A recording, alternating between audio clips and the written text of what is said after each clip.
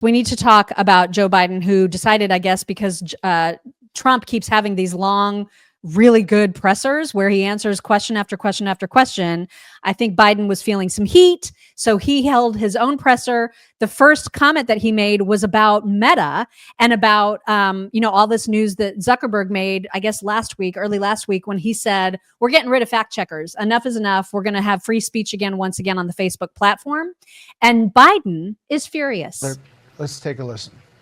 Of walking away from fact checking, as well as not reporting anything having to do with discrimination regarding the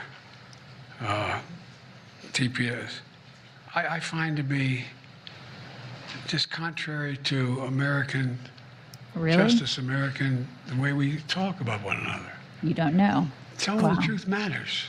Oh my God. I mean, it's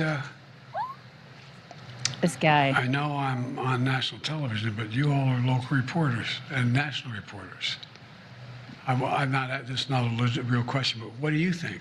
You think it doesn't matter that they let be printed, where millions of people read it, things that are simply not true? I mean, I don't know what that's all about. It's just completely contrary to everything America's about. We want to tell the truth. We haven't always done it as a nation, but we want to tell the truth. And the idea that, a billionaire can buy something and say, by the way, from this point on, we're not gonna fact check anything.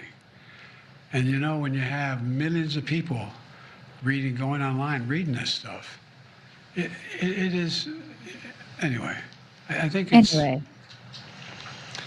really shameful.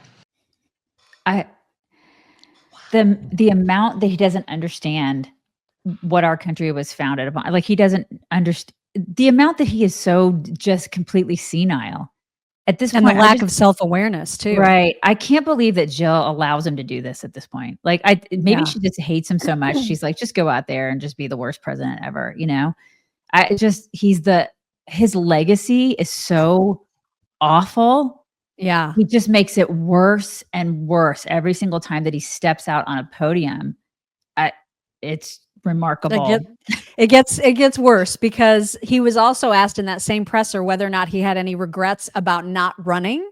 And he seems to think that he could have beaten Trump and that Kamala could have too, even though she actually didn't. It's like he doesn't know that the election is over. Here it is. Mr. President, do you regret your decision to run for re-election? Do you think that made it easier for your predecessor to now become your successor? I don't think so. I think I would have beaten Trump, could have beaten Trump, and I think that Kamala could have beaten Trump, would have beaten Trump. It wasn't about... oh my God. I thought it was important to unify the party. And when the party was worried about whether or not I was going to be able to move, I thought even though I thought I could win again, I thought it was better to unify the party. And it was the greatest honor in my life to be President of the United States, but I didn't want to be one who caused a party that wasn't unified to lose an election. And that's why I stepped aside, but I was confident she could win. He was trying so hard to remember the talking points there. But I mean, he was like, okay, I have them in a file somewhere in my brain that's being eaten away by dementia. I'm trying so hard. And you could just see it in real time. He couldn't remember all the talking points because they forced him out. We all know that. Anybody who says otherwise, just completely lying. And so, he still hasn't spoken to Nancy Pelosi. Like, we know how this went, Biden. You don't have to make shit up at this point. Like, everybody knows. Everybody with a firing synapse in their brain knows what happened. Yeah. Mm-hmm. And no, Kamala couldn't have won because she didn't win. Like, that already happened. No, it did. She's like, what in the world? Where were you in November? Where were you? Want to make sure that all of our listeners, if you are not aware of the amazing products from Coat Defense, please be aware. Gosh, be aware. Be aware of how helpful this can be for your dogs. Not only their preventative powder, which also functions as a treatment powder for a lot of the skin irritations and rashes and itching that your dog might get, sometimes even from their own dog beds. So if you don't want to sprinkle this all over your dog, or cat, this cats also have skin issues. You can sprinkle it all over your dog's or cat's beds, and sometimes that'll take care of the problem. They also have this amazing dog shampoo, which is so nice because if you're giving your dogs baths, sometimes the products that you use can actually strip oils that they need from their skin. And Coat Defense's products do not do that. We have a really great testimonial from Stacy who said, "He is fixed." That was the subject line. She said, "Thousands of dollars spent at the vet because my pitty, Waylon, was breaking out and itching all the time. No one could figure out why. I felt like a horrible dog mom and my baby was miserable. He had open wounds and all I could do was keep throwing money and trying different things at it. I tried this and he was better after the first wash." Coat Defense.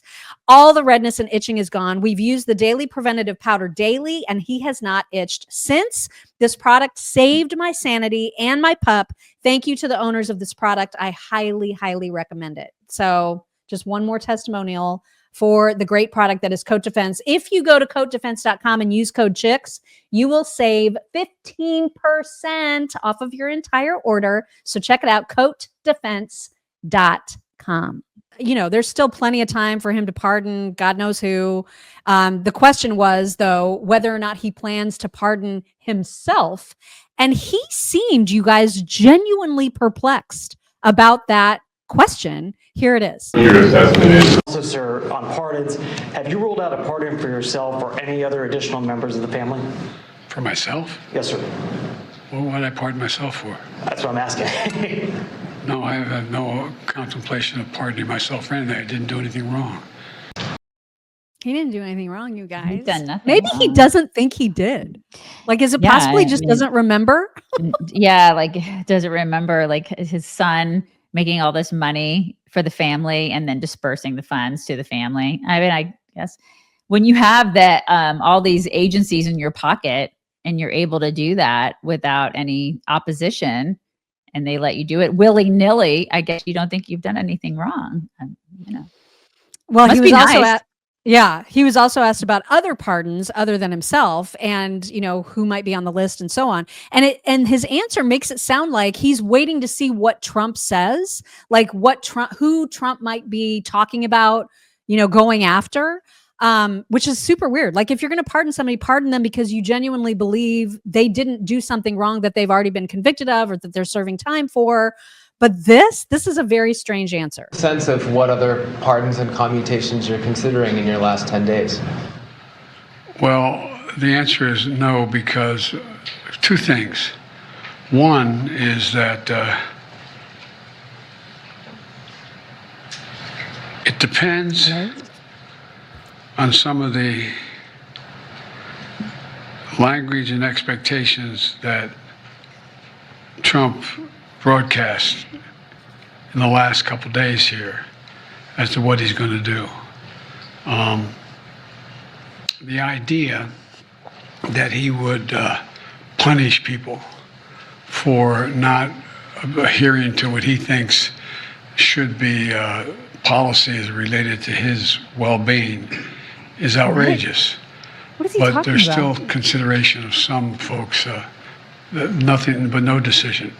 Thanks, have you talked about what kind of post-presidency? Have you decided what kind of role will you have post-presidency, sir? Do you plan to speak out after you leave Washington, or are you going to follow kind of more of the Bush model, where you're kind of out of sight, out of mind?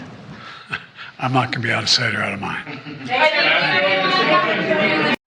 I feel like he will be. We can only hope. I feel like he's going to be very out of sight, out of mind. Yeah. But what was that? What even was that answer? I have no idea. Like at this point, I don't think he knows. I don't know. Oh Yeah. my God. That was. And listen, that we've was seen something. it. Trump is not full of revenge. He's just not. No. It's the other side of the aisle they are the ones who have just gone. It's been a witch hunt. We've watched it. It's one of the reasons Trump just got reelected.